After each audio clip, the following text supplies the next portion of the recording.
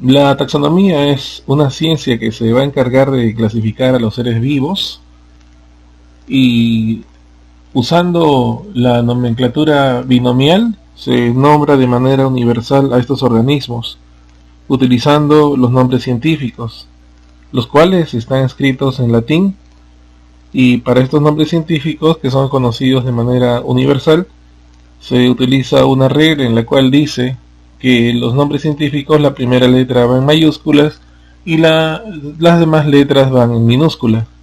Tal es el caso de el perro, que su nombre científico es Canis domesticus, o también se le conoce con el nombre de Canis familiaris.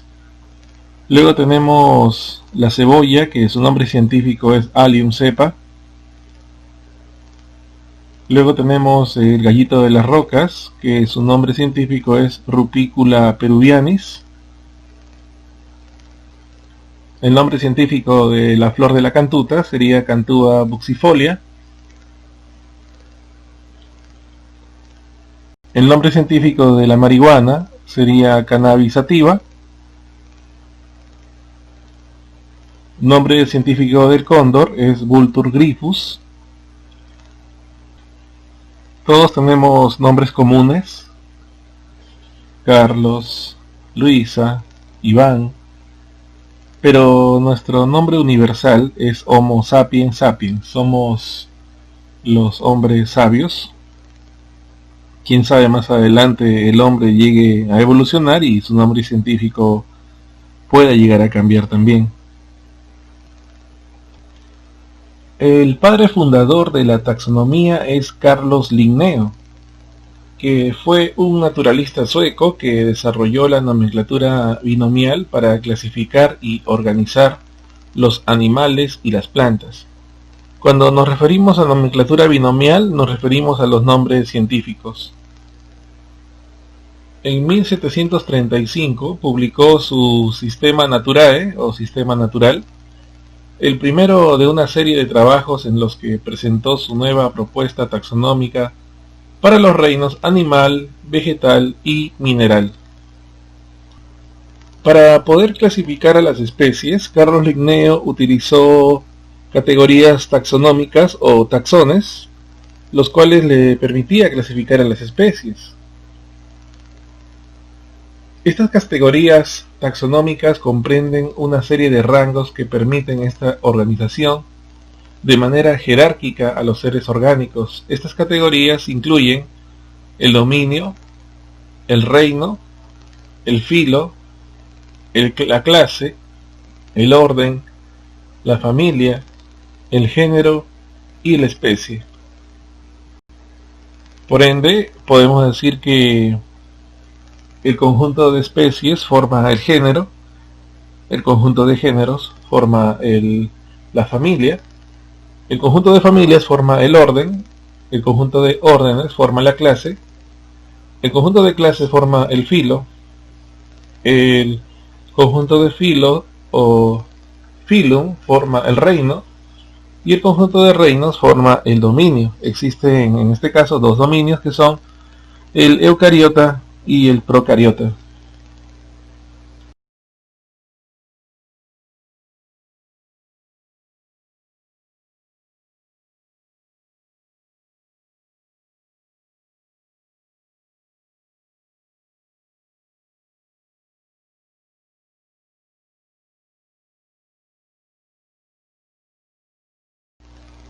La especie es la unidad fundamental y básica de la clasificación. Es definida como un conjunto de poblaciones naturales cuyos individuos son semejantes en sus características estructurales, funcionales y se pueden reproducir. Con respecto a la especie tenemos dos apartados que vendrían a ser el nombre vulgar y el nombre científico. Como por ejemplo el nombre vulgar de esta planta, tenemos el nombre vulgar el maíz, pero el nombre científico es Sea maíz. Luego tenemos el dominio, como ya lo habíamos comentado, es una categoría taxonómica cuyo criterio de clasificación toma en cuenta el tipo de célula que conforma a este organismo.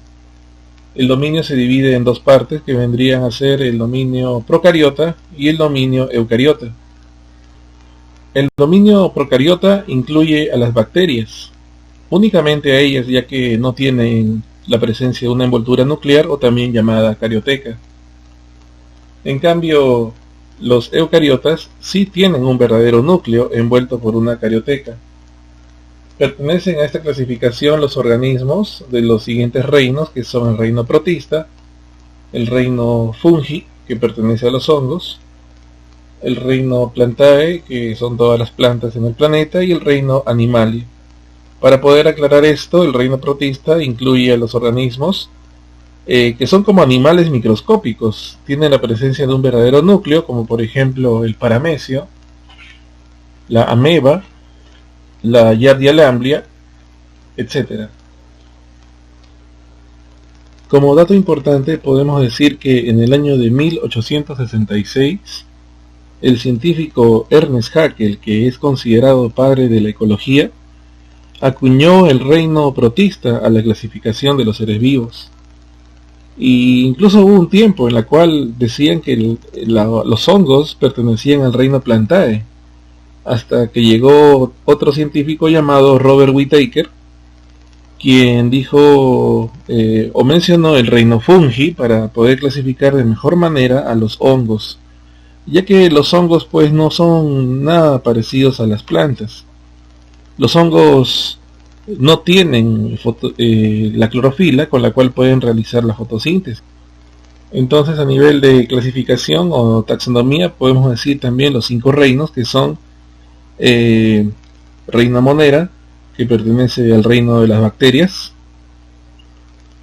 el reino protista, que incluye a los protozoarios y las algas,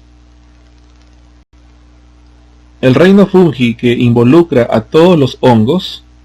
Recordemos que la penicilina es un antibiótico, la cual fue descubierta por Alexander Fleming y se obtiene a partir de un hongo.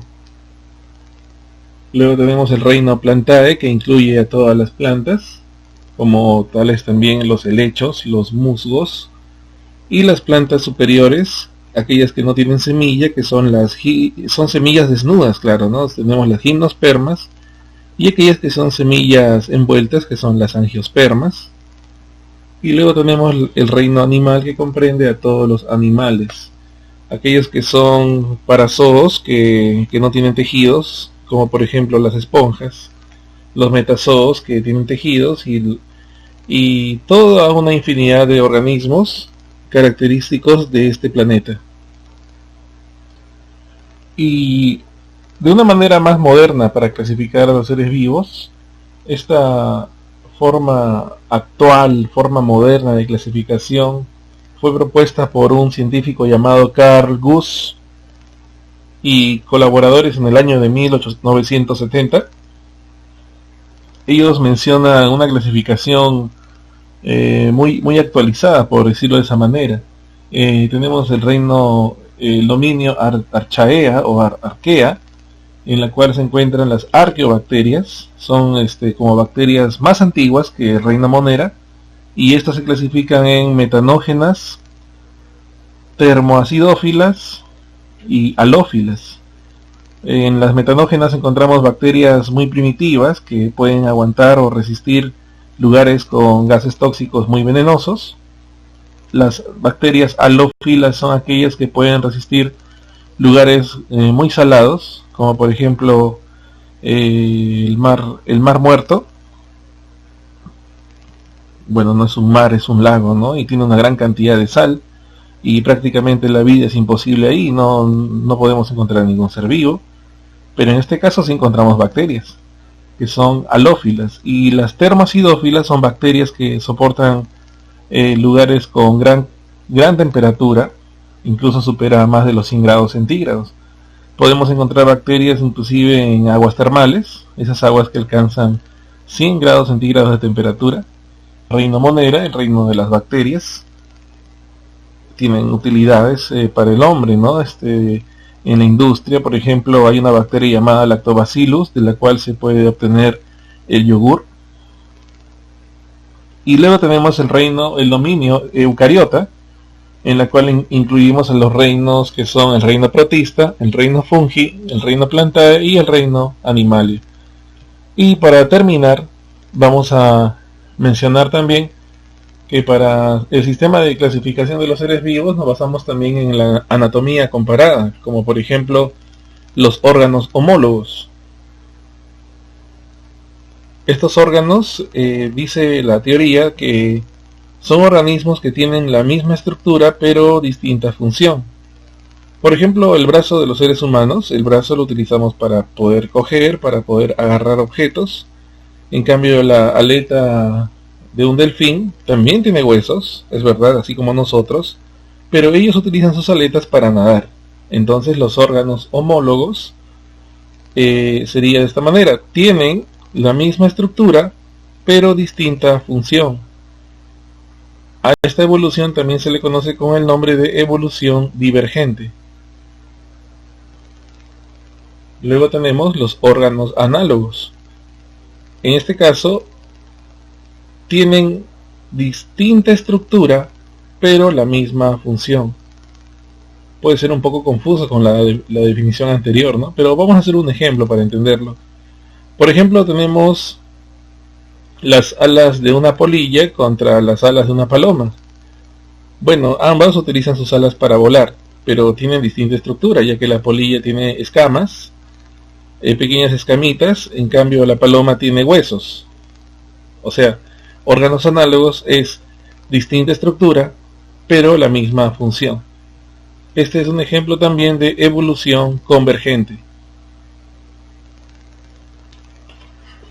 Mencionemos también a la filogenia, que es el principal criterio que actualmente se usa para clasificar a los seres vivos. Se le define como la historia o la crónica evolutiva de las especies y permite conocer las relaciones evolutivas entre las especies y sirve como criterio a seguir en la clasificación natural. Independientemente del método usado para estudiar la filogenia, esta es única. No existe más que un árbol de la vida, que comienza con el primer ser vivo sobre la Tierra y termina con todas las especies de organismos que existen en la actualidad, de manera que es falso plantear que acaba en el hombre. Este último criterio es creacionista y antropocentrista, y plasma su origen en la creencia de que el hombre es la imagen y semejanza de Dios. Bueno, entonces el trabajo del investigador de la filogenia será el descubrir las relaciones evolutivas entre las especies, cosa que no es nada fácil, tiene que haber una recolección de datos históricos para ello. En la actualidad se considera al cladismo y a la taxonomía evolutiva como las formas de estudiar con criterios científicos estas relaciones. La taxonomía evolutiva clásica se diferencia del cladismo por considerar el grado de divergencia entre las especies. El cladismo se distingue por hacer uso del principio de la parsimonía, según el cual la explicación más simple es la más probable.